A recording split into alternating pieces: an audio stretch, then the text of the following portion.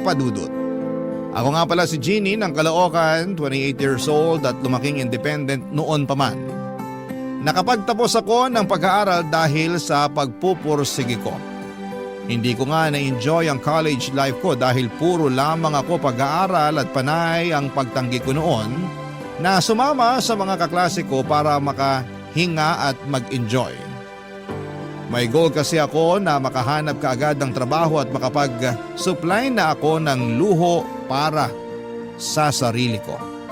Nagawa ko naman sa awa at tulong ng Diyos.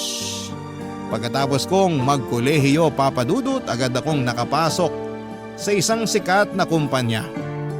Malaki ang pasahod sa akin lalo't nakapagtapos ako bilang cum laude sa aming university. Masaya ako at nagbunga lahat ng pinaghirapan ko. At wala akong balak ihinto yun kahit sa konting pahinga lang. Wala pang isang taon ay nakabili na ako ng mga kailangan at luho ko. Nakaupa na rin ako ng magandang kondo na malapit sa trabaho ko. Bukod pa roon ay nakakapagsustento na ako sa mga magulang ko. Isa yon, Papa Dudut, sa goals ko.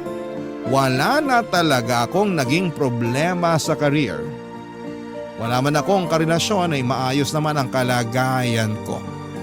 Pero may isang tawang biglang magpaparamdam sa akin para baguhin ang mundo ko. Hindi ko siya manliligaw ha. Hindi ko karelasyon. Siya ang aking 60-year-old na ninang, si Ninang Sally. At sa kwento ko sa inyo ngayong araw ay masusubok ang pasensya ko at ibang bagay na karugtong noon. Isang araw, Papa Dudut, ay bigla na lamang niya akong dinalaw sa kondo ko. Nagulat ako dahil nalaman niya kaagad kung saan ako nakatira kahit matagal na kaming hindi nakakapag-usap na dalawa, Papa Dudut.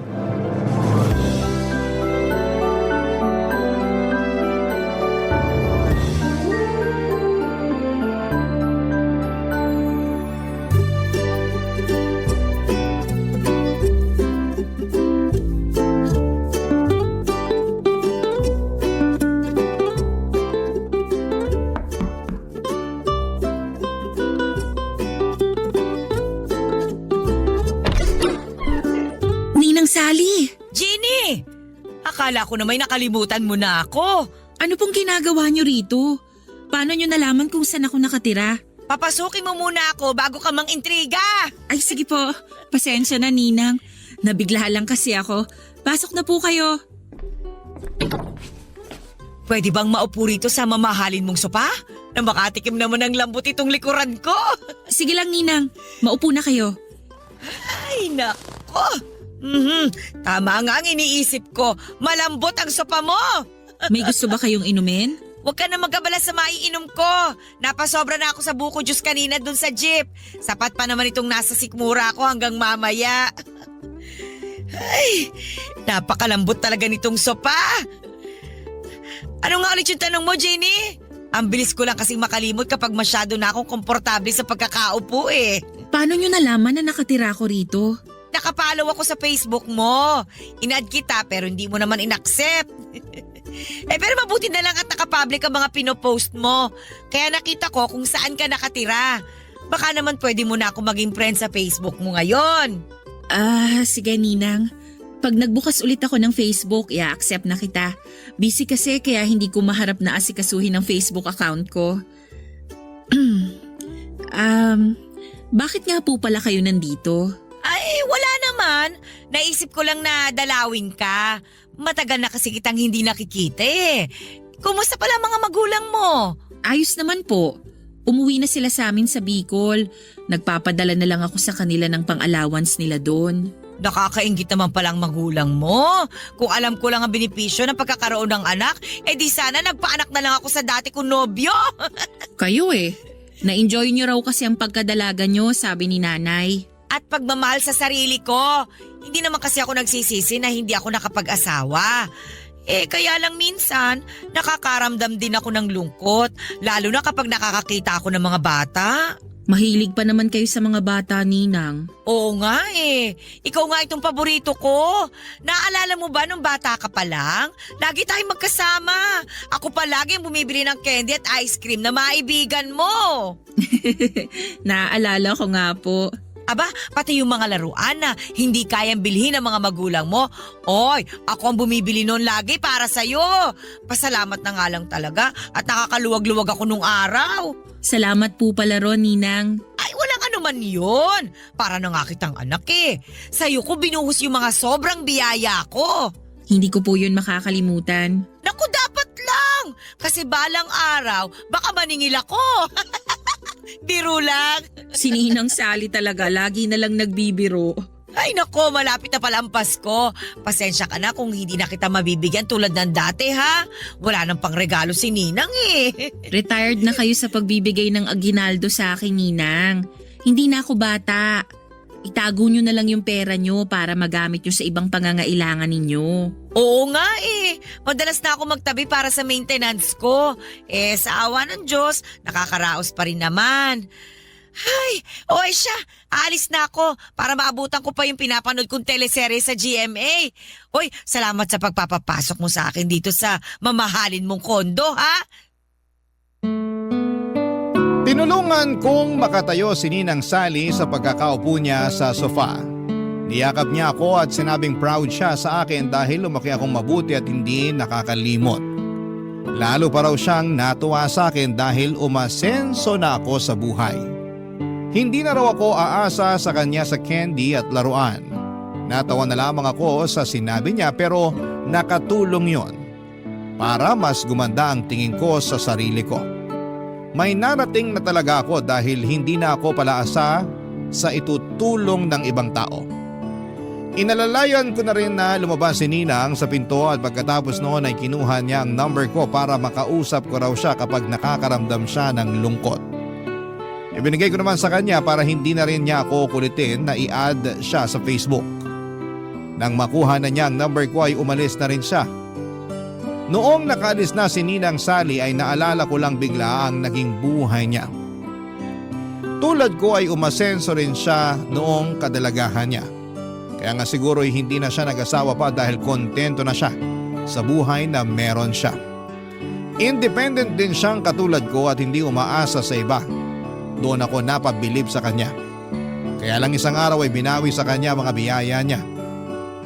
Nasangkot noon si Ninang sa isang pyramid scheme. Hindi naman siya ang may kagagawan pero nadamay siya. Doon na nawala ang pinaghirapan niya at mula noon ay nahirapan na siyang makabawi. Ang alam ko ay umalis din siya ng Metro Manila para manirahan sa probinsya. Kaya nawalan na rin ako ng contact sa kanya. Hindi ko nga alam na nakabalik na pala siya kung hindi siya dumalaw sa kondo ko. At mula nung dumalaw siya ay naging madalas ko na rin siyang nakikita at nakakausap. Tulad noong nakaraang Pasko, tinawagan niya ako sa cellphone ko, Papa Dudut.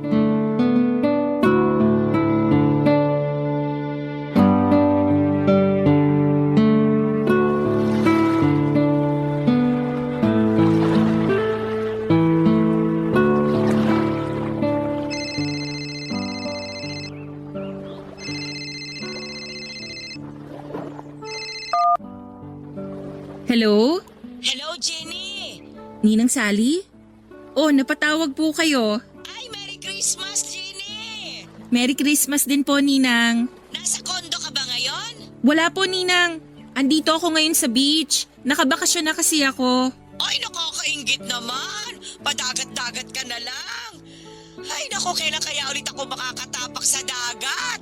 Huwag na kayong malungkot, Ninang. Hayaan niyo sa susunod, isasama ko kayo. Maghanda na kayo ng swimsuit nyo. Saan ko yan, ha? Para naman makaamoy na ako ng alat sa hangin. Hindi puro polusyon dito sa Manila ang naamoy ko. Sa susunod, Ninang, promise. Asaan po ba kayo ngayon? Ay, nandito lang naman ako sa bahay. Ayaw niyo po bang lumabas para mamasyal? Maraming makikita ngayong Pasko sa mga mall o park. Naku, hindi na.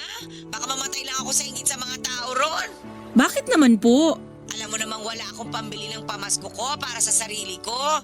Nakalaan talaga ang pensyon ko para sa maintenance at sa iba pang mga kailangan ko. Hindi kasali sa budget ang pamasko ko eh. Ganun po ba? Eh di hindi kayo maghahanda para sa Pasko. Ay hindi na. Itutulog ko na lang ito bago pa ako makaamoy ng spaghetti sauce sa kapitbahay. Sabi ko nga sa'yo, ayoko mamatay sa inggit. Papadalang ko na lang kayo, Ninang. Ako nang bahala sa pang Noche Buena nyo. Sabihin nyo sa akin kung saan ako magpapadala para makuha nyo na. Talaga ba? Hindi ba nakakahiya na humingi ng pamasko ang ninang sa inaanak? Parang baliktad naman yata yon. Ako naman ngayon ang magbibigay ng pamasko sa inyo, Ninang. Pasalamat ko na lang sa lahat ng candy at laruan na binigay nyo sa akin nung bata ako tuwing Pasko. Uy, naiiyak naman ako sa sinasabi mo ngayon, Jeannie. Akala ko itutulog ko na lang itong Pasko. Gising kayo hanggang madaling araw ng Pasko, Ninang. Sisiguraduhin kong ma-enjoy nyo ang handa nyo. Ay, napakaswerte ko naman sa'yo, Jeannie. Ay siya, sige. Ipadala mo na lang sa number ko ang perang panghanda ko. Magkano po ba ang gusto nyo? Pwede bang 10,000? 10,000? Pang Noche Buena? Ay, wag na nga. Mukhang sobra yung hinihingi ko. Ay siya, sige na. Mabuti pang itulog ko na lang itong inggit ko. Ang ibig ko pong sabihin, Ninang yung 10,000 ba? Panghanda nyo lang? Hindi naman. Mag-isa lang naman ako eh. Sapat na yung 2K na panghanda ko para sa Pasko. Eh para po saan yung matitirang 8,000? Eh, pagsisini ko sana kinabukasan. Yung buong 8,000? Hindi naman, syempre. Yung iba kasi panghahanda ko sa Three Kings Day. Three Kings Day? Pati yun ang selebrasyon ng Pasko, Jeannie. Pinagdiriwang ko rin yun bago ako magtanggal ng mga Christmas decor ko. Ngayon ko lang nalaman na dapat paghandaan ng Three Kings Day. Noche Buena at Medianoche lang kasi ang alam kong may paspageti at fruit salad eh. Ay, ibahin mo ang kalendaryo ko. Kung sakaling maghahanda rin kayo sa Three Kings Day, parang sobra pa rin yung matitira sa inyo. Yung iba kasi gagamitin ko para mag-enjoy naman sa Valentine's Day. Ang advance nyo naman, Ninang. Malayo pa ang Pebrero. Gusto ko lang kasing magliwaliw at maging masaya sa Valentine's. Kahit minsan lang ba, para naman makalimutan kong single ako at walang pamilya. Dala nga po ng awa kay Ninang Sally ay nagpadala na ako kaagad ng 10,000 sa kanya. Nadaan ako sa pagpapaawa niya tungkol sa pagiging solo at single, hindi lang sa Pasko kundi sa Valentine's Day. Naisip ko na maliit lang din naman ang 10,000 kumpara sa 13 years na pinamaskuhan niya ako. Bukod nga doon, kahit na hindi Pasko ay nagbibigay din siya sa akin basta makikita niya ako. Pagkakuha nga niya ng pera sa akin ay tumawag siyang muli para magpasalamat. Panay ang iyak niya dahil yun daw ang unang beses matapos ang napakahabang panahon na nakahawak siya ng ganon kalaking pera. Kahit papaano ay gumaan ang loob ko dahil nakapagpasaya akong muli ng tao. Lalo na't si Ninang Sally yon, Papa Dudut. Siya na ang naging ikalawang ina ko noong bata pa lamang ako.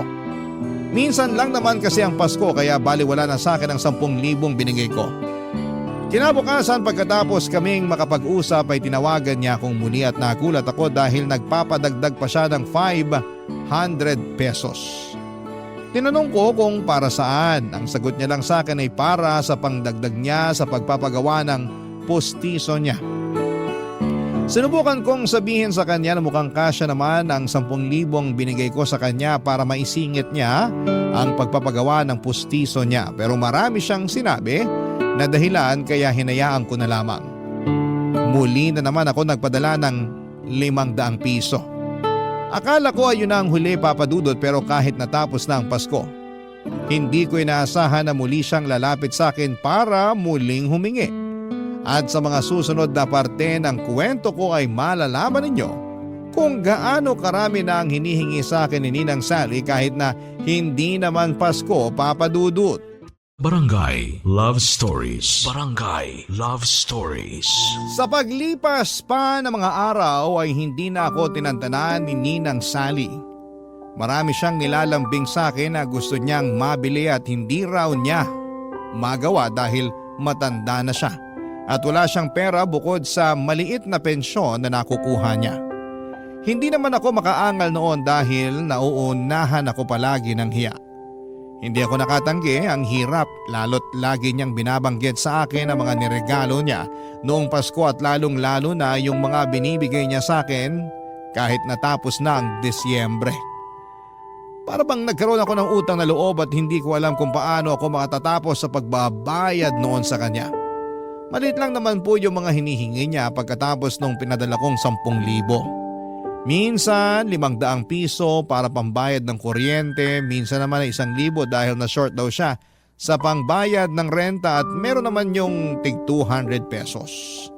Para ipangbili ng merienda o di naman kaya ay bagong wallet dahil ayon sa kanya ay lagi siyang nakawawala o di naman kaya ay nabubutasan ng wallet. Alam na rin niya ang araw ng sahod ko at alam na rin niya kung kailan ako pwedeng tawagan para masagot ko. Sinubukan ko namang hindi sagutin noong una pero hindi niya ako tinitigilan hanggat hindi niya naririnig na mag-hello ako sa kabilang linya.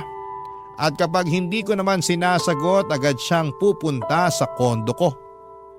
Kapag hindi ko siya pinagbuksan, kapag nagpapanggap akong wala sa kondo ay tumatambay na lamang siya sa pintuan at inaabangan ako. Mas lalo niya akong kokonsensyahin noon dahil sa paghihintay niya ng matagal. Tulad na lamang nung isang beses, sinadya ko siyang hindi pagbuksan ang pintuan pero hindi na rin ako nakatiis. Dahil alam kong hindi siya uuwi hanggat hindi niya ako nakakausap at hindi ako humaharap sa kanya, Papa Dudut.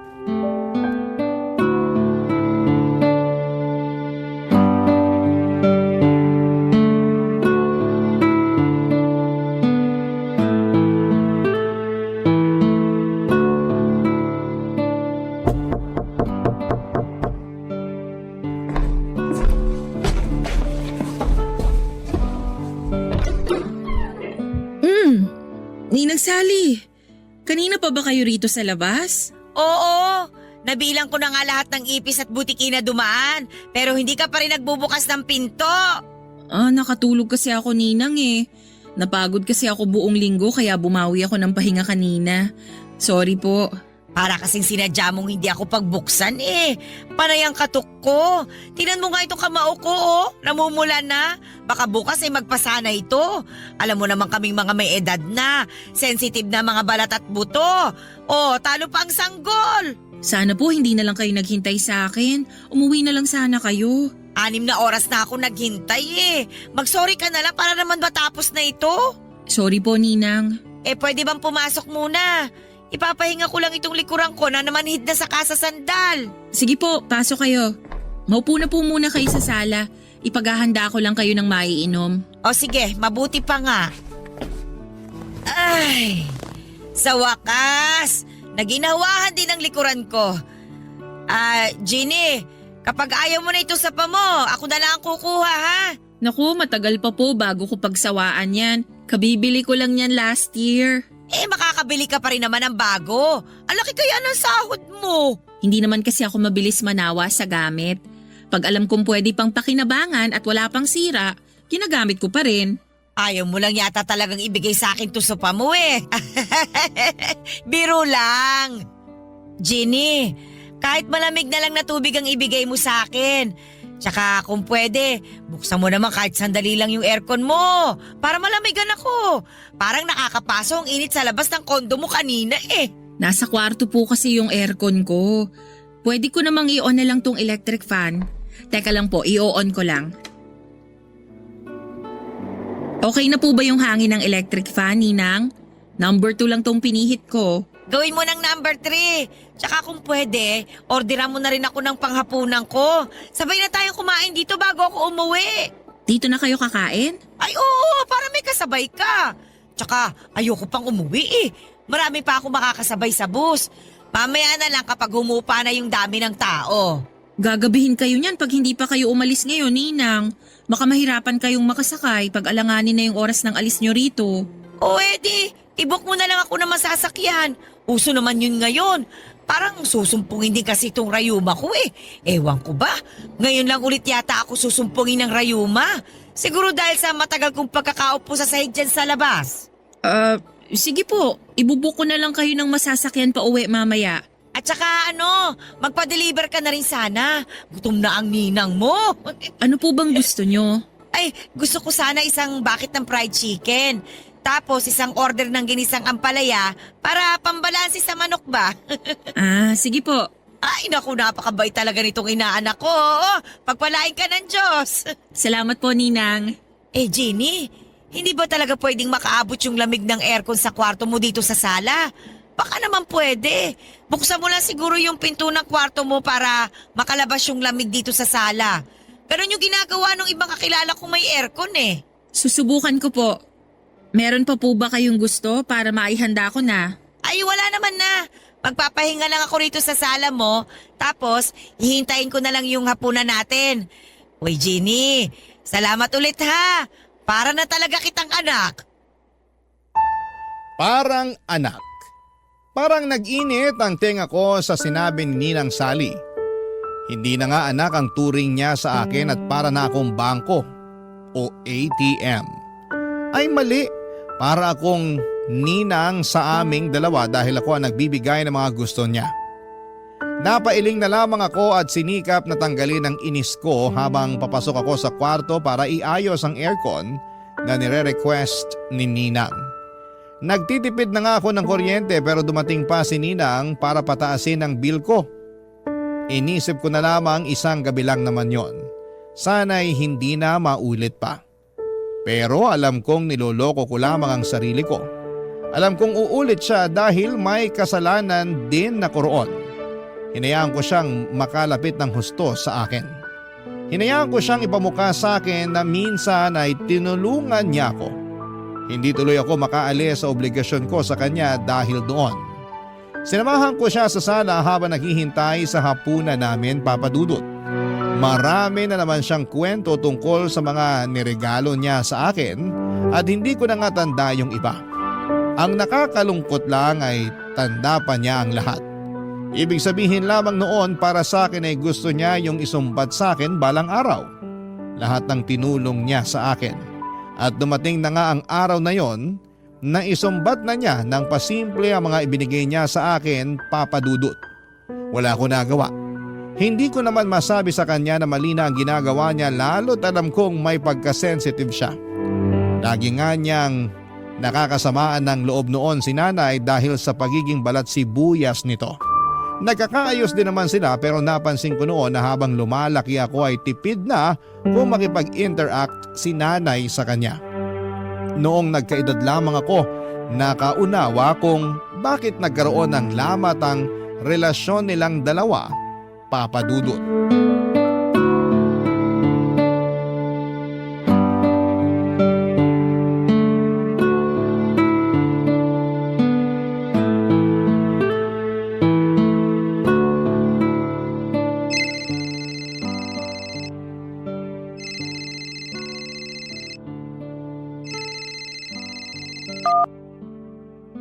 Hello, Ninang.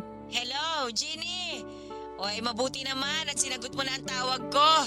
Ay, nako. Sorry po, naka-silent kasi tong phone ko kaya hindi ko narinig na tumatawag pala kayo. Andito pa kasi ako sa office eh. Marami pa akong tinatapos. Ay, nandiyan ka pa pala. Mabuti na lang pala at hindi ako pumunta sa kondo mo. Kung hindi, sumakit na naman ang likod ko sa kakahintay sa'yo. May kailangan po ba kayo, Ninang? Ay, meron naman, syempre. Bakit pa ba ako nagtatanong?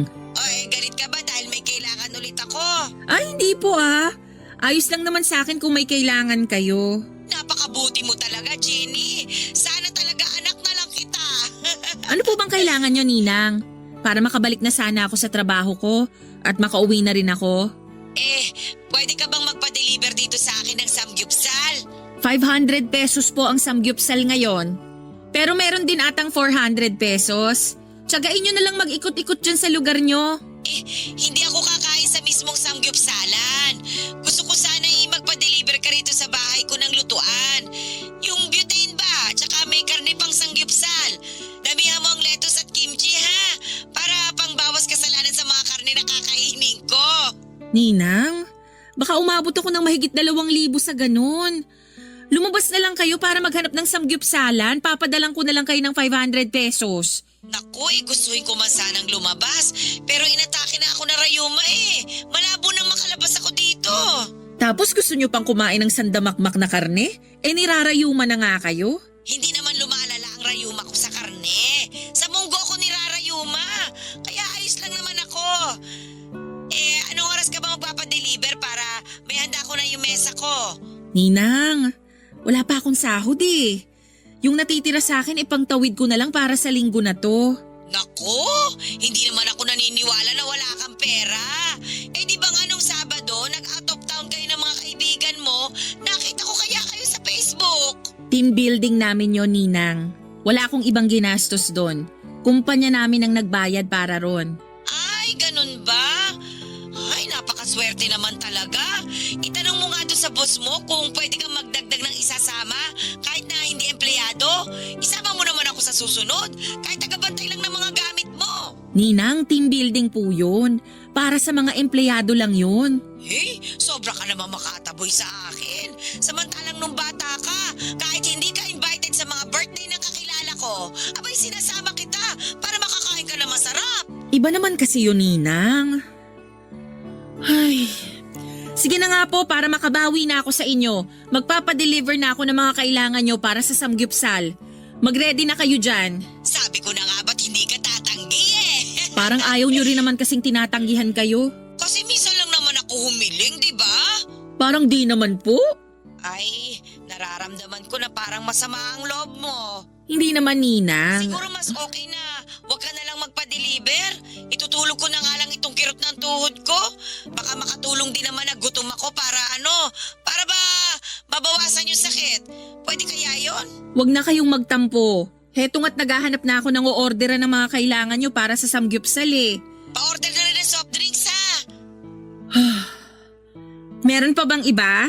Damihan mo na sana yung karne na o-orderin mo ha. Para may pangkain pa ako kinabukasan. Malamang sa malamang hindi pa ako makakalabas nito. Gawa nga nitong rayuma ko. Nanginginig po ako noon habang kausap si Ninang Sally sa cellphone. Marami pa siyang ibang dinikta na kailangan niya. Nagpalambing na rin siya ng maliit na rice cooker dahil hindi na raw nakakaluto ng maayos ang lumang rice cooker niya. Sinabi rin niya na kung pwedeng ako na muna ang magbayad ng pangbili ng maintenance niya dahil malilate nang dating ang pension niya.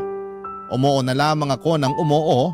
Alam kong kasalanan ko na yon pero ano pa bang magagawa ko?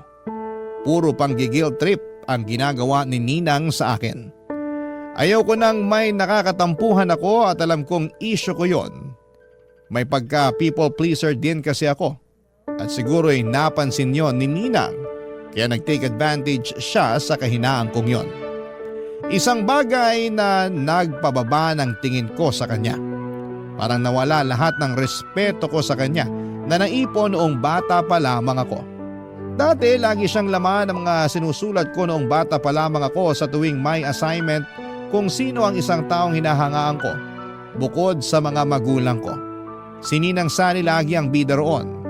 Alam niya yon lahat kaya nga mas napalapit siya sa akin. Wala akong ibang nakitang masama sa kanya noon.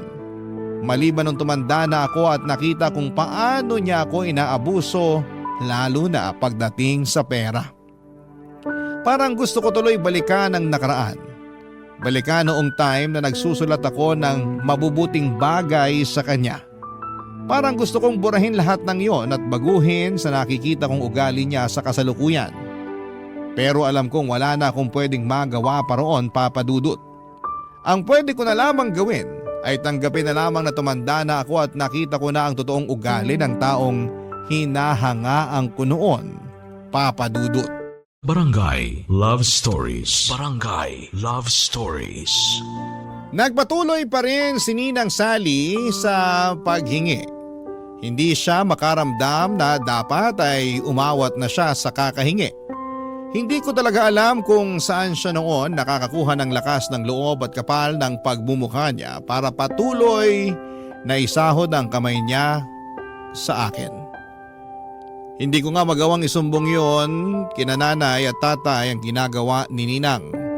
Alam kong kagagalitan lamang nila ako at paniguradong magtatampo pa nga ang mga yon dahil parang mas malaki pa nga ang nakukuha ni Ninang Sally kesa sa kanilang mga magulang ko. Yun na rin ang naging dahilan ko noong mga sumunod kung bakit iniiwasan ko na si Ninang.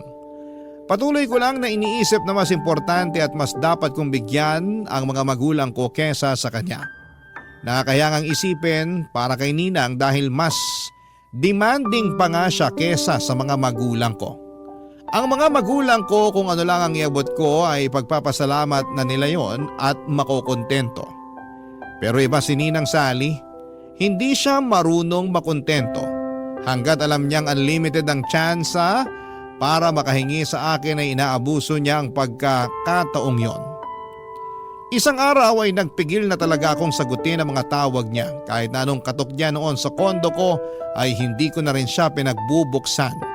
Tiniis kong hindi makaramdam ng konsensya sa tuwing napapakinggan ko ang hirap niya sa pagkatok. Napapagod din naman siya at umaalis na.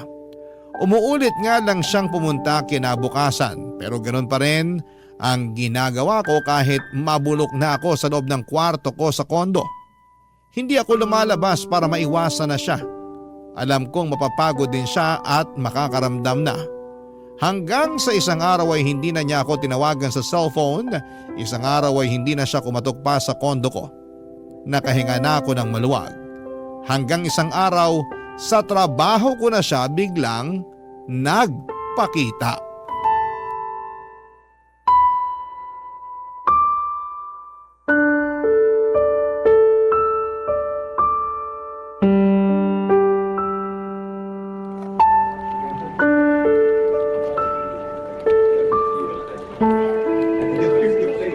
Ninang Sally, anong ginagawa niyo rito sa opisina ko? Ay, pinapasok ako ng guard ninyo. Sabi ko kasi sa kanya, ako ang nanay mo at may iaabot lang ako. Bakit naman po kailangan magsinungaling kayo sa guard?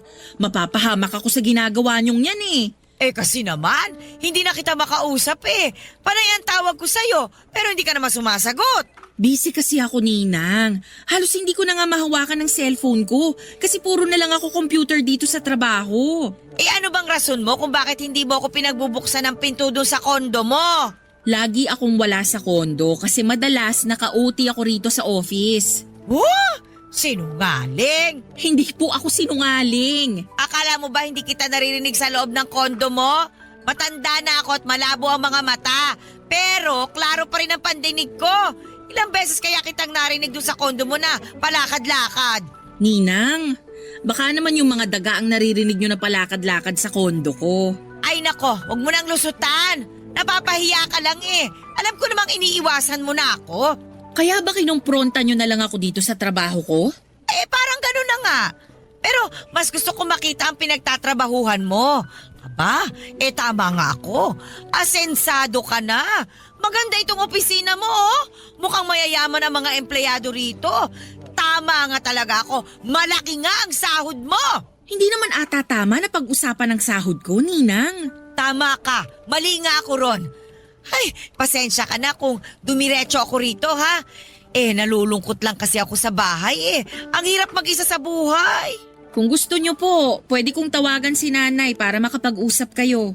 Magkwentuhan kayong dalawa. Alam ko gusto ka rin niyang makausap ulit. Ay, wag na. Wag mo na rin babanggitin sa nanay mo na inaabutan mo ako, ha?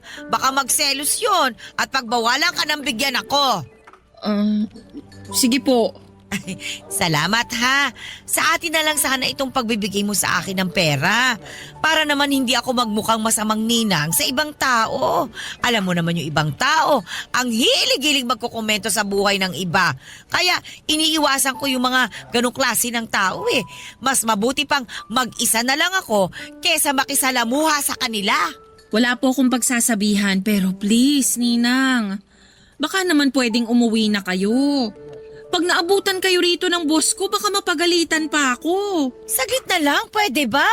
Gusto ko lang namang pagmasdan itong opisina ninyo eh.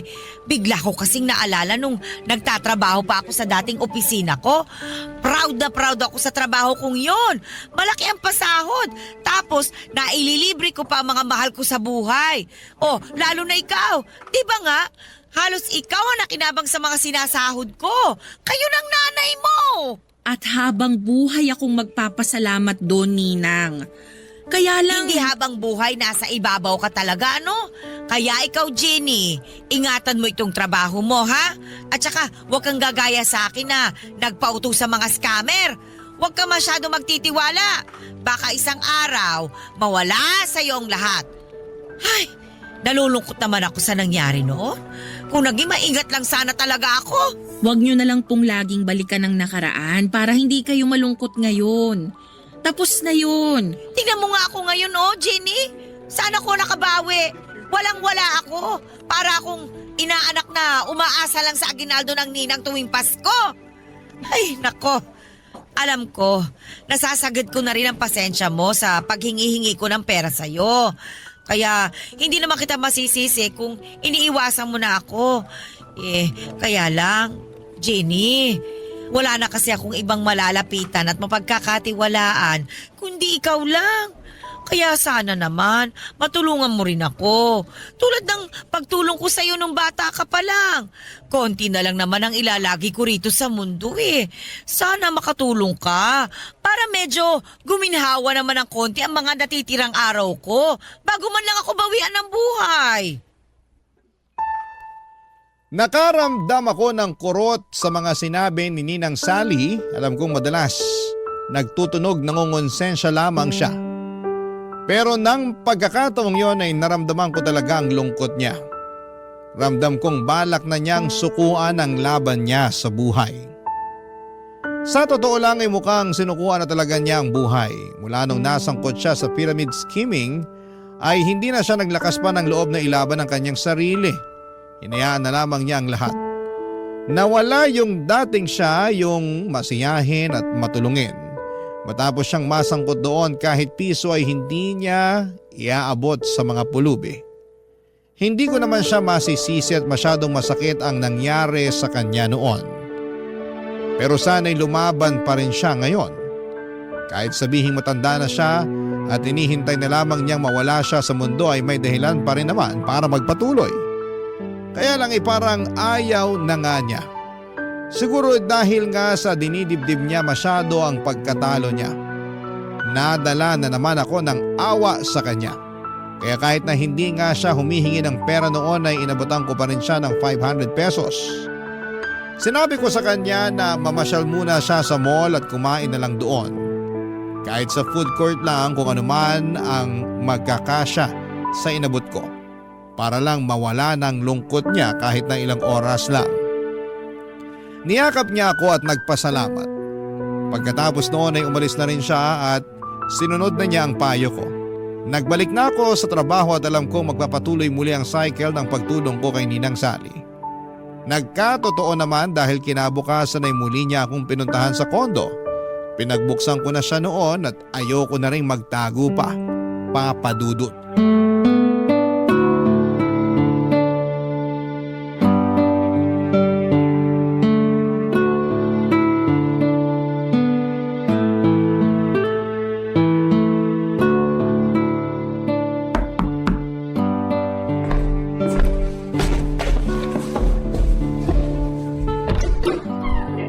Wow! Hindi mo na ako tinataguan, ha? Pinagbuksan mo na rin ako ng pinto. Pasok po kayo, Ninang. Ay, salamat, Jenny. Maupo na po kayo sa paborito ninyong sofa. Alam kong na-miss nyo yan. Gustuhin ko man, pero napagod na ako sa kakaupo sa jeep kanina. Inabutan ba naman ako ng matinding traffic? Kaya tatayo na lang muna ako. Sige po, kayong bahala. May gusto po ba kayong kainin? May natitira pa akong sisig sa ref. Pwede kong initin para makakain kayo. Ay, hindi na. Nakakahiya naman. At saka, saglit lang naman ako rito. May kailangan lang talaga ako. Ano po ba yon? Ano kasi, gusto kong manirahan sa Thailand. Thailand? Andun kasi yung dati kong katrabaho. Sinabi niya na tumira na lang daw ako doon kasama niya. Hindi rin kasi siya nakapag-asawa. Nalulungkot na nga raw siya dahil mag-isa lang siya ron, samahan ko na raw. Pwede naman po para bagong environment sa inyo. Saka baka ron kayo makapagsimula ng bagong buhay. Yan din nga ang iniisip ko. Hindi na ako makakapagsimula ng bagong buhay dito sa Pilipinas. Malabo na. Kaya baka sa ibang bansa na ang swerte ko. Susuportahan kita, Ninang. Tama, lumipat na kayo ron. Susuportahan mo talaga ako? Full support naman ako sa mga desisyon nyo sa buhay, Ninang eh. Pwede bang suportahan mo rin ako sa mga gastusin ko sa pagpunta ron sa Thailand? Po?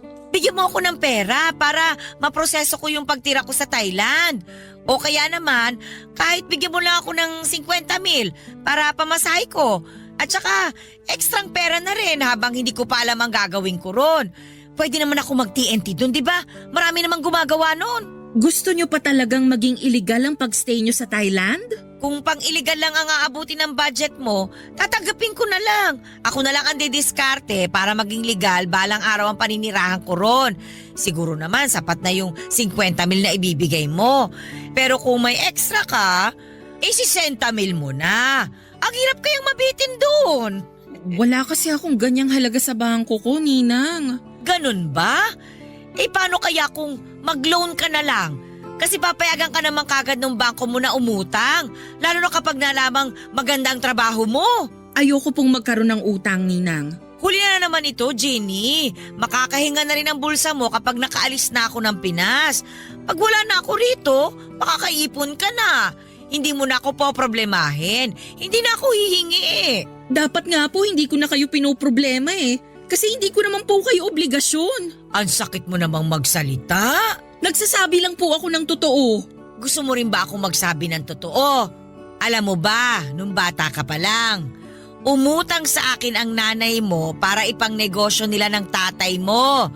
20 milyon, tanda ko pa. Ang sabi niya, babayaran daw ako pag lumago na yung negosyo nila ng tatay mo. Pero hindi nangyari yon. Mabilis lang silang nalugi.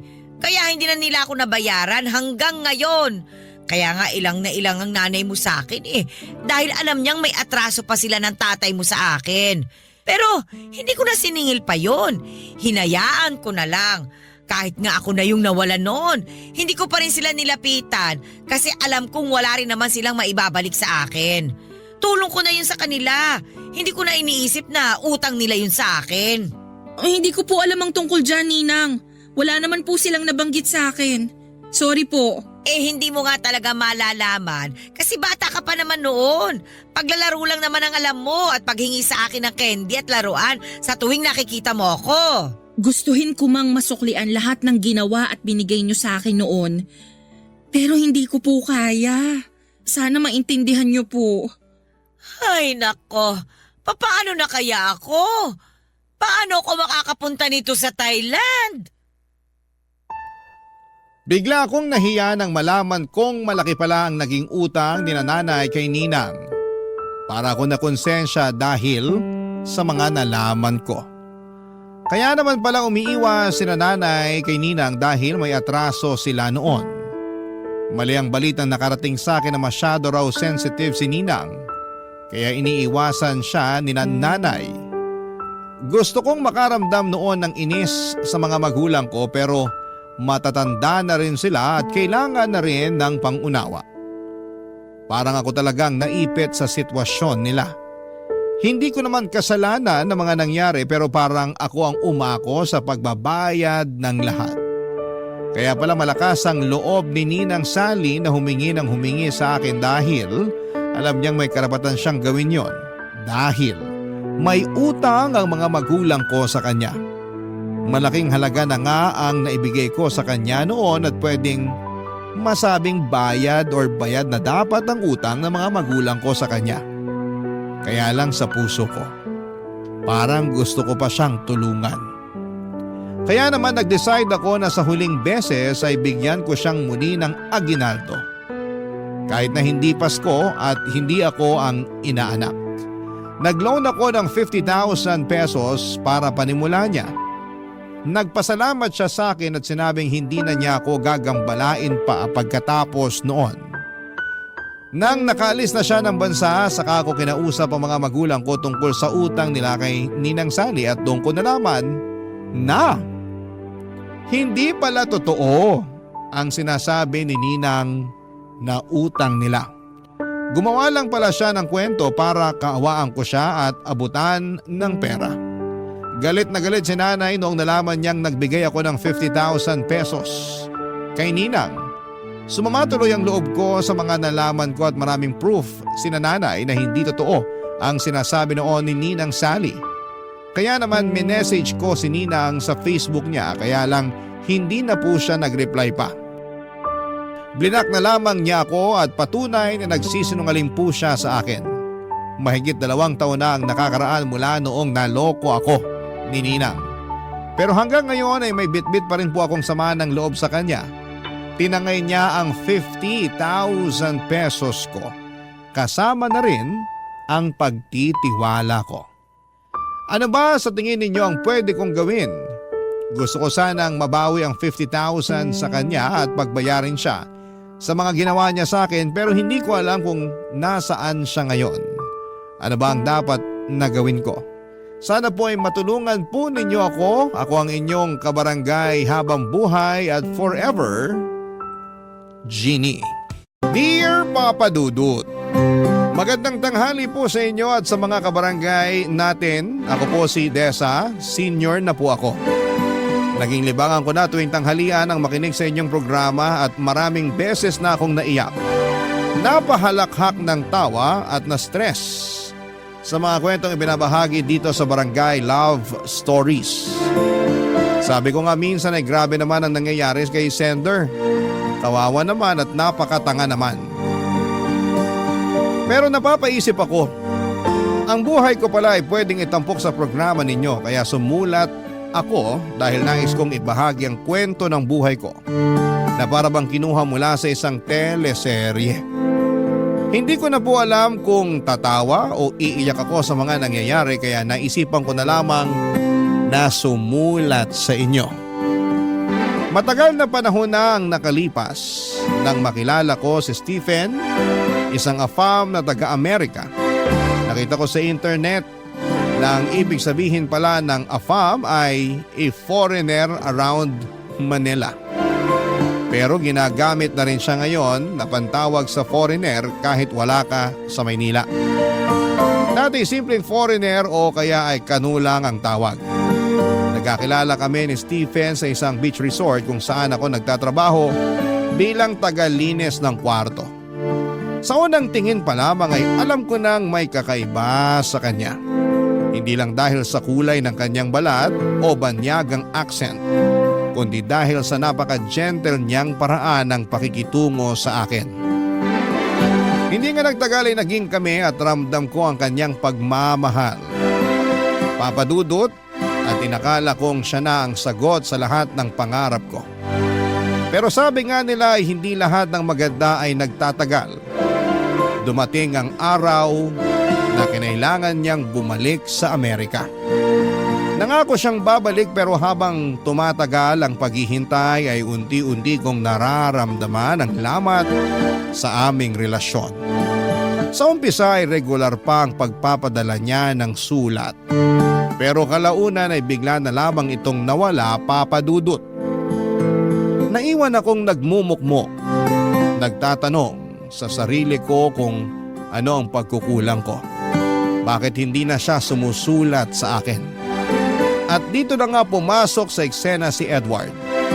Si Edward ay matagal ko nang kilala. Kaibigan siya ng pinsan ko at matagal nang umaaligid sa akin. Noong una ay hindi ko siya pinapansin dahil mahal na mahal ko nga si Stephen. Pero sa mga pagkakataong umiiyak ako dahil sa kawalan ng balita mula kay Stephen, si Edward ang laging nariyan sa tabi ko. Siya ang nagpapatawa sa akin at umaalalay kapag bumibigat na ang loob ko. Hindi ko maitatangking napapalapit na rin ang loob ko sa kanya, papadudot.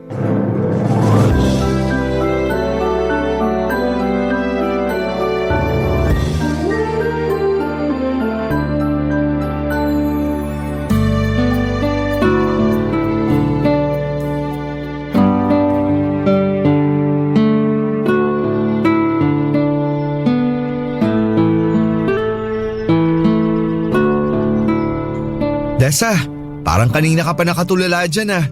Bagong taon na pero ganyan ang mukha mo. May problema ka ba? Okay ka lang ba? Halata ba talaga may problema ako, Edward?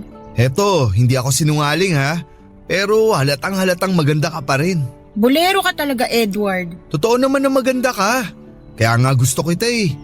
Pero teka ha, hindi lang dahil sa maganda ka, kundi dahil mabait ka. Ewan ko sa'yo. Ito talaga, totoo ang sinasabi ko, Desa. Ayaw mong maniwala sa akin? Siguro kung yung foreigner mo ang nagsabi sa'yo ng maganda ka at mabait, tsak na naglulupasay ka na sa kilig dyan, hindi ba? Siyempre naman, iba kasi kapag yung Prince Charming mo nagsabi nun. Aray naman, ibang klase ka talaga. Kung Prince Charming siya, ano ako sa'yo? Naku, baka may masabi akong hindi maganda. Tingin ko, nabulag ka na talaga ng foreigner na yun. Love is blind nga, kaya ganun. Wow! Ibang klase rin to. Hindi ba alos 2 taon ka nang di sinusulatan nun? Edward, baka saan na naman mapunta tong usapan na to? Nag-aalala lang naman ako sa'yo, Desa. Sulat ka ng sulat. Wala ka nang natatanggap na sagot galing sa kanya, di ba? Ang hirap kaya nun. Siya tong mayaman at hindi pinoproblema ang pagbayad sa pagpapadala ng sulat. Siguro, may iba na yun. Binura ka na sa buhay ng mokong na yun. Tigilan mo nga yun kasi hindi totoo yan. Mahal ako ni Stephen. Payong nagmamalasakit lang ha. Kung talagang mahal ka nun, binabalikan ka na at sinasagot ang sulat mo. Parang ganyan naman lahat ng mga kano. Tingin ko talaga hindi ka nababalikan nun. Marami na ako naririnig sa mga tulad nila. Matapos makuha ang gusto sa babae, ayun, kumaripas na. Hindi na binabalikan ang babae nila. Bawiin mo sinasabi mo, Edward. Hindi ganun si Stephen. Bawiin mo! Pasensya ka na, Desa. Hindi ko pwedeng bawiin yun kasi totoo yun. Kaya gumising ka na. Iniwan ka na ng foreigner mo. Hindi ka nababalikan nun. Hindi. Hindi. Araw-araw ka na lang ganyan. Hindi siya dapat iniiyakan. Tama na nga, Edward. Nandito naman ako. Gusto kita. Hindi ko gagawin yung ginawa sa'yo ng lalaki na yun. Hindi. Mahal ko si Stephen. Pwede ba? Hindi kita gusto. Ako lang ang lalaking nagmamalasakit sa'yo. Ako ang nandito sa'yo ngayon oh. Bigyan mo naman ako ng pagkakataon na mahalin kita. Edward, ilang beses ko bang sasabihin sa'yo na babalikan ako ni Stephen? Kung talagang babalikan ka at mahal ka nun, bakit hanggang ngayon wala pa rin? Huwag ka nang umasa dun. Nasa kabilang mundo yun. Hindi ka nakakasiguro kung talagang mahal ka nun kasi hindi mo nga siya nakikita. Basta, babalik siya para sa akin. Babalikan niya ako. Ilang beses mo na rin yung sinasabi, pero wala. Alam mo, wala kang pake. Umalis ka na nga. Huwag mo akong lalong binubwisit. Hindi naman kita binibwisit. Kung pera lang ang gusto mo sa kanya para maiahon kayo sa kahirapan, kaya ko yun. Ano? Nagsisimula na ako ng sarili kong negosyo. Kita mo naman, lumalaki na to. Kumikita. Grabe ka. Tingin mo ba sa akin mukhang pera? Nabibili? Hindi sa ganun. Pero aminin natin, kailangan natin ng pera. Ng buhay na masagana. Ayaw ko rin mag-asawa kung hindi ko kayang buhayin ang pamilya ko. Kaya nga ngayon nandito ako sa'yo at sinasabi ko to kasi handa na ako. Kaya na kitang buhayin at ang mga magiging anak natin. Edward, pasensya ka na ha. Pero si Stephen ang mahal ko. Siya lang. Tsaka gusto ko talaga na iisang lalaki lang ang... Teka, pasensya ka na sa sasabihin ko. Pwede kasing pampalipas oras ka lang ng Stephen na yun. Basta ako, mahal kita. Nandito lang ako para sa'yo. Grabe ka. Sa totoo lang talaga tayo, Desa. Basta, nandito lang ako. Ilang beses na ako nagsabi sa'yo na gusto kita. Hindi man asultong mga mata ko, pero sa'yo lang tumitingin to. Pero, hindi rin pwede na maghihintay ako sa wala. Kaya pag-isipan mo na tong alok. Kasi totoong mahal kita, Desa. Huwag ka nang umiyak. Sige, hindi na kita istorbohin. Aalis na ako. Simpleng babae lang po ako noon, Papa Dudut. Tahimik po ako at walang ibang pangarap kundi ang makahanap ng taong magmamahal sa akin ng totoo. Buong akala ko talaga na si Stephen na yon, pero dahil sa tagal na hindi siya nagparamdam, ay parang sinasabi nito sa akin na pinapaniwala niya lamang ako na mahal niya ako. At tama si Edward sa mga sinabi nito na ginagamit niya lamang ako at nang nakuhan nito ang gusto ay hindi na nagparamdam pa. Nang dumating si Edward sa buhay ko ay isang lalaking hindi ko akalaing mamahalin ako at walang judgment na hindi na ako virgin. Grabe kasi ang prejudice ng mga tao noon, pero si Edward ay tanggap niya ang nakaraan ko. Naging sandigan ko si Edward nang iniwan ako ni Stephen. Akala ko si Stephen na ang lahat para sa akin, Papa Dudut. Pero mali pala ako. Iniwan niya ako sa ere at hindi na binalikan pa. Sa mga panahong yun si Edward ang nagparamdam sa akin ng halaga. Sa kabila ng lahat ng sugat sa puso ko, pinilit ni Edward na buuin ang pagkatao kong nagkalamat dahil sa nakaraan. Dahil sa pagmamahal ni Edward, natutunan kong muling buksan ang puso ko, Papa Dudut. Sinagot ko siya at hindi nagtagal ay nagpakasal kami. Akala ko sa wakas, eto na ang simula ng masayang pamilyang bubuuin namin. Ngunit sa hindi inaasahang pagkakataon ay bumalik si Stephen sa buhay ko. Nagulat ako, Papa Dudut, nang makita siyang muli. Nakipagkita siya sa akin kahit masakit ay kinausap ko siya. Gusto kong malaman kung bakit siya bumalik at ano ba ang hinahanap niya matapos ang lahat ng ginawa niya. Sinabi niya sa akin na mahal niya ako at wala siyang natatanggap na sulat na galing sa akin. Pareho kaming nagtataka at baka nawalang mga sulat naming dalawa. Hindi ko alam kung papaano pero nadala ko sa init ng muling pagkikita namin, Papa Dudut. May nangyari sa amin. Isang bagay na hindi ko po inaasahan. Pagkatapos noon ay sinabi ko na kay Stephen na hindi na kami pwedeng magkita at makipag-communicate pa kasi may asawa na akong tao. At ang nangyari sa amin sa kama ay isang pagkakamali lamang. Sumang-ayon siya at hindi na nga kami nagkita matapos ang tagpong yon pero nabuntis ako, Papa Dudut. Walang araw na hindi ko ipinagdarasal sa langit na sana anak lang namin ni Edward ang dinadala ko sa aking sinapupunan. Na hindi nagbunga yung nangyari sa amin ni Stephen pero laking gulat ko na asul ang mata ng anak ko. Parang Snow White sa balat. At ang nga ito ni Stephen at hindi ko may tatago ang kataksilan na ginawa ko kay Edward, Papa Dudut.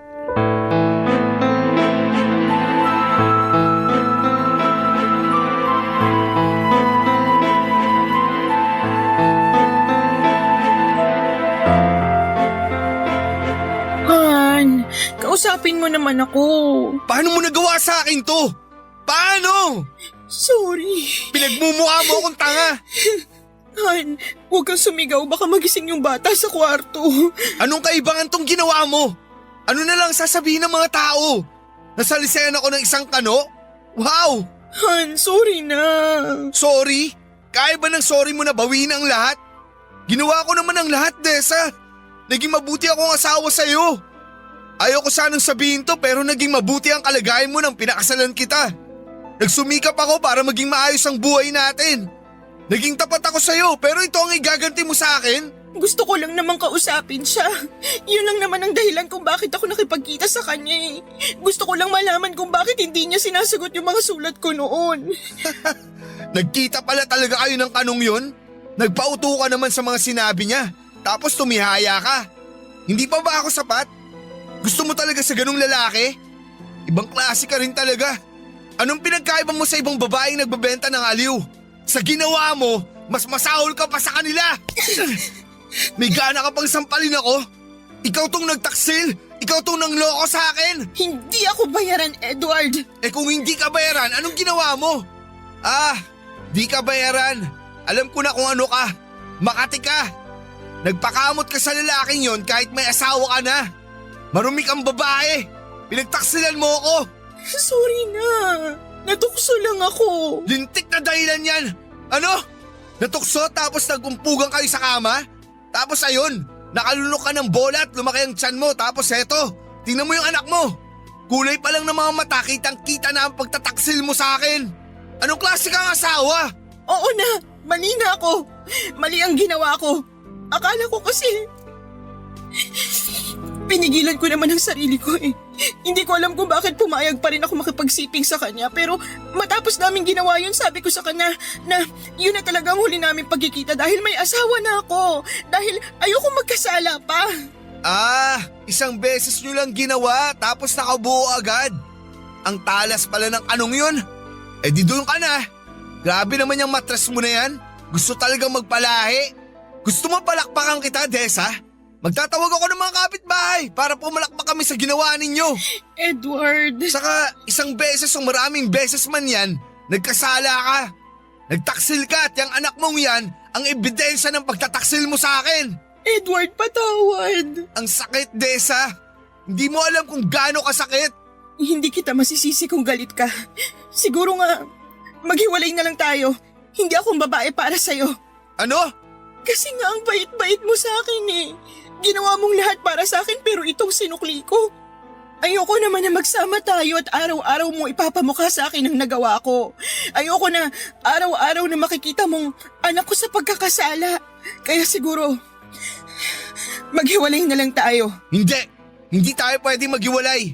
Pero, nagkasala ako sa'yo. Nagtaksil ako. Sandali! Huwag tayo magpadalos-dalos. Hindi ko rin kayang mawala ka. Eh anong gagawin ko? Wala na akong mukhang ihaharap sa'yo at sa pamilya mo. Tsak na magiging pulutan tayo ng mga chismis ng kapitbahay. Teka lang, may nakaalam ba na nagkita kayo ng kanuna yon? Yung kapatid ko, siya lang ang may alam. Ayaw ko maghiwalay tayo. Basta ipangako mo sa akin hindi ka nagagawa pa ng bagay na ikakasama at ikakasira ng relasyon natin. Han? Mahal mo naman ako, hindi ba? Oo naman, mahal kita. Kalimutan na natin ang lahat. Hindi ko kayang mawala ka sa piling ko. Pero, paano ang bata? Paano ang itsura niya? Pwedeng sabihin nating pinaglihim mo siya sa biren sa simbahan. Parati ka namang nasa simbahan eh. Ano? Yan ang sasabihin natin. Anak ko yung batang inuluwal mo. Ako ang ama, pero ipinaglihim mo siya sa mga santo. Kaya naging ganun ang itsura ng anak natin. Nagulat ako sa mga pahayag ni Edward ng gabing yon, Papa Dudut. Mahal na mahal ako ng asawa kong si Edward pero nasaktan ko siya ng todo dahil sa isang katotohanan na hindi ko na kayang itago. Masakit kay Edward na malaman na iba ang ama ng anak namin. Ramdam na ramdam ko ang sakit at pighati niya sa tuwing tinitingnan niya ang aming anak. Wala akong magawa kundi ang umiyak at tumingin ng tawad sa kanya, Papa Dudut. Hindi ko rin kayang saktan si Edward ng tuluyan lalo na't alam kong mahal na mahal niya ako. Kahit pa masakit para sa kanyang nangyari ay sinabi niyang hindi niya ako kayang iwanan. Matapos nga ang pag-uusap na yon ay hindi na niya ako sinumbatan pa. Hindi niya ako tinulak palayo. Pero alam kong bawat araw na kasama niya ako ay isang mabigat na laban yon para sa kanya. Sa kabila ng lahat ay naaawa ko kay Edward. Alam kong hindi niya deserve ang ginawa kong pagtataksil. Kaya naging mabuting asawa ko sa kanya at kinalimutan ko na ng tuluyan na may isang Stephen akong minahal. At para sa aming dalawa ni Edward, ang anak ko ay galing sa dugot laman namin ni Edward. At pinaglihi ko lamang ang bata sa mga birhen na nakikita ko sa simbahan. Siguro ay nakuha ni Edward ang ideya na ito noong pinag-aaralan niya sa high school yung tungkol kay Maria Clara sa libro ni Dr. Jose Rizal. Ibang klase ang pagmamahal ni Edward. Walang katumbas ang paglimot niya sa mga kasalanan ko at pagpatuloy sa pag-ibig na kanyang ibinigay sa akin ng mga panahon na kahit nasasaktan siya ay patuloy pa rin siya sa pagmamahal, Papa Dudut. Barangay Love Stories. Barangay Love Stories. Papa Dudut, si Edward po ay hindi lamang asawa ko. Naging tagapagligtas ko siya sa pinakamadilim na bahagi ng buhay ko. Sa kabila ng pagkakamali ko ay tinanggap niya ang lahat. Siya ang tumayong ama kay Scarlett kahit alam niyang hindi niya ito dugo. Hindi niya kailanman itinuring na hadlang ang katotohanan yon. Sa halip ay niyakap niya si Scarlett na parabang siya mismo ang nagbigay buhay sa kanya. Hindi ko kayang sukatin ang laki ng sakripisyo ni Edward para sa amin. Napakabuti niyang tao at kahit gaano kasakit ang nagawa ko, pinili niyang manatili para maging asawa ko at ama ni Scarlett. Hindi na namin pinag-usapan pa ang tungkol sa aking pagkakamali. Hindi dahil sa pag-iwas kundi dahil mas pinili naming ituon ang panahon at lakas namin sa mga bagay na mas mahalaga. Sa pag-aalaga kay Scarlett at sa muling pagbuo ng aming pamilya, ang sentro ng aming mga oras. Sa kabila ng mga bulong-bulungan ng mga kapitbahay sa tunay na ama ni Scarlett ay hindi nagpatinag si Edward. Pinangalandakan niya sa lahat na anak niya si Scarlett at pinagbantaan pa. Nakakasuhan ang mga nagsasabing hindi niya anak si Scarlett. Matapos ang ilang taon ay nagkaanak din kami ni Edward. Nakita kong masaya siya at pantay ang tingin niya sa mga anak ko. Kaya naman sa aspetong yun ay sobrang nagpapasalamat ako kay Edward. Pero habang lumalaki si Scarlett at nagkakaisip, ay hindi maiwasan na magtanong ito sa kanyang itsura. At gaya nga ng sinabi ni Edward ay pinaniwala namin ang bata na pinaglihi ko siya sa birhen at kami naman ni Edward ay hindi na namin pa napag-usapan ang tungkol sa pangangaliwa ko noon at ang tungkol kay Stephen, Papa Dudut.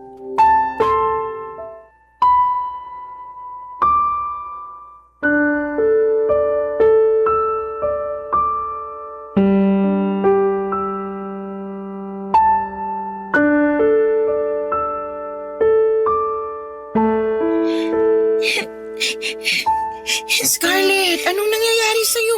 Bakit ka umiiyak? Ma? Anak niyo po ba talaga ako? Bakit mo naman natanong yan? Oo, anak kita. Siyempre naman. Hindi niyo po ba ako napulot sa basurahan? Ay, ikaw talagang bata ka. May maganda bang bata na iniwan lang sa basurahan? Hindi kita napulot sa basurahan, anak. Galing ka sa tummy ni Mama. Anak ka namin ng papa mo. Kaya tumahang ka na, okay? Pero sabi ng mga kalaro ko, hindi daw ako Pinoy. Kaya hindi niyo ako anak. Sino ba yung mga kalaro mo na yan para masabihan ko na mali ang sinasabi nila? Tsaka, huwag ka nang makipaglaro sa kanila. Sa mga bunsong kapatid mo na lang ikaw makipaglaro. Ha? Sila dapat ang kalaro mo. Ang gusto ko, girls ang kalaro ko, Ma. Ah, sabihan ko ang pinsan mong si Meryl na pumunta dito sa bahay para makipaglaro sa'yo, ha? Bibili kita ng panibagong manika, okay? Sige po, Ma. Kaya tumahan ka na. Ikaw talaga, nagpapapaniwala ka sa mga yun. Mama, may iba pa po silang sinasabi. Parati nga nila akong tinutukso talaga. Ano na naman? Ang sabi nila, Amerikana daw ako. Blue daw kasi yung mata ko eh. Tsaka ang puti-puti ko. Naku, naiinggit lang yung mga yun sa'yo kasi you're a princess. Ganyan kaya kulay ng mga mata ng mga manika, di ba? Alam mo, may kukwento ako sa'yo kung bakit ganyan ka kaganda. Gusto mo bang marinig? Opo, Ma. Halika rito. Dito ka sa tabi ko. Gusto kong niyayakap ang baby ko kapag nagkukwento ako eh. Alam mo anak, mahal na mahal ko ang papa mo. Kaya pinakasalan ko siya. Nakita mo yung picture na nakasabit sa baba? Yung puti po ang damit ninyo na parang Reyna po? Tama! Yon ang pinakamasayang araw ko para akong reyna at yung papa mo naman ang hari. Tapos syempre, nagdasal talaga ako noon para biyayaan ako ng magandang anak. At doon nga ako nagdasal sa birhen hanggang sa nabuntis ako. Dito ka sa tiyan ko. Parang yung baby brother ko nung nasa tiyan mo pa po siya? Ganon na nga. At habang pinagbubuntis kita, parati kong tinitingnan yung mga birhen sa simbahan. Ang gaganda nila, ang puputi, at ang pupungay ng mga mata. Doon kita pinaglihi, kaya nang lumabas ka sa tiyan ko, sabi ko, parang birhen ng baby girl ko. Ah, kaya pala ako ganito, Ma. Sa inyo talaga ako galing? Siyempre, dito ka sa tummy ni Mama. Naniniwala ka na ba? Opo, Ma. Naku, parang ang seryoso ng mag-ina ko ah. Ano bang pinag-uusapan yung dalawa? Papa, kinuwento ni Mama na pinaglihi daw po ako sa santo, kaya ganito po yung itsura ko. Oo anak ko. Kaya ang ganda-ganda mo. Pakis nga ako sa baby ko. Naku, maganda ka nga baby. Pero amoy araw ka naman. Maghapon ka bang naglaro? Opo. Naku, kailangan mo nang maligo baby. Sige na, maligo ka na. Big girl ka na, di ba? Sige na, baka mahilo pa si Papa sa amoy mo. Sige po, Papa, maliligo na ako.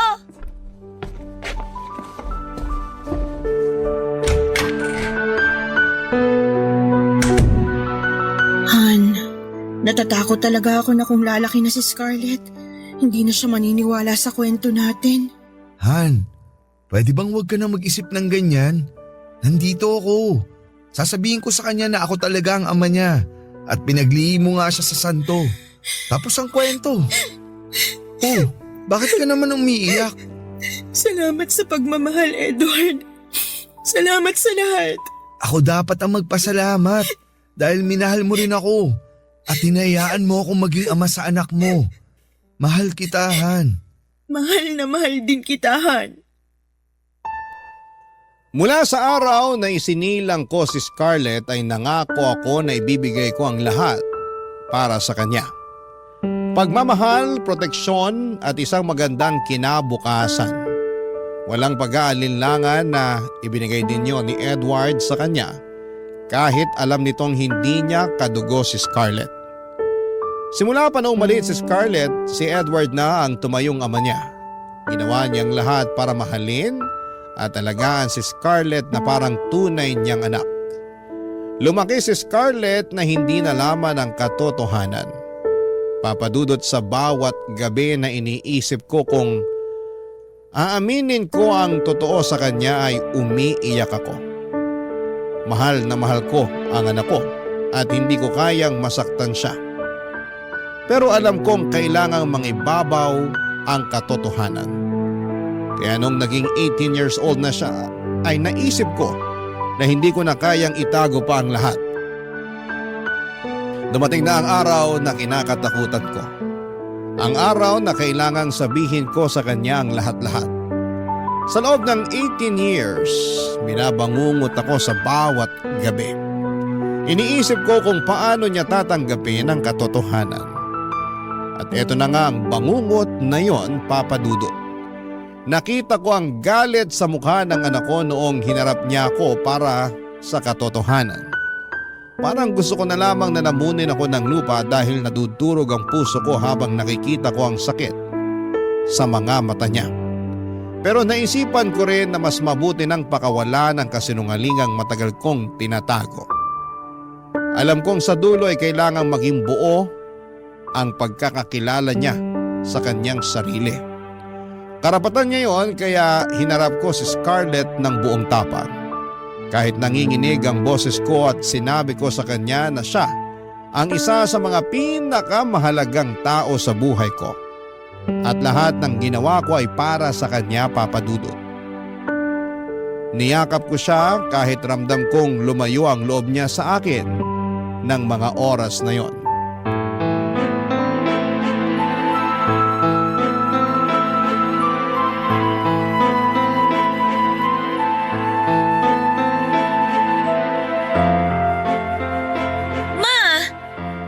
Old na ako.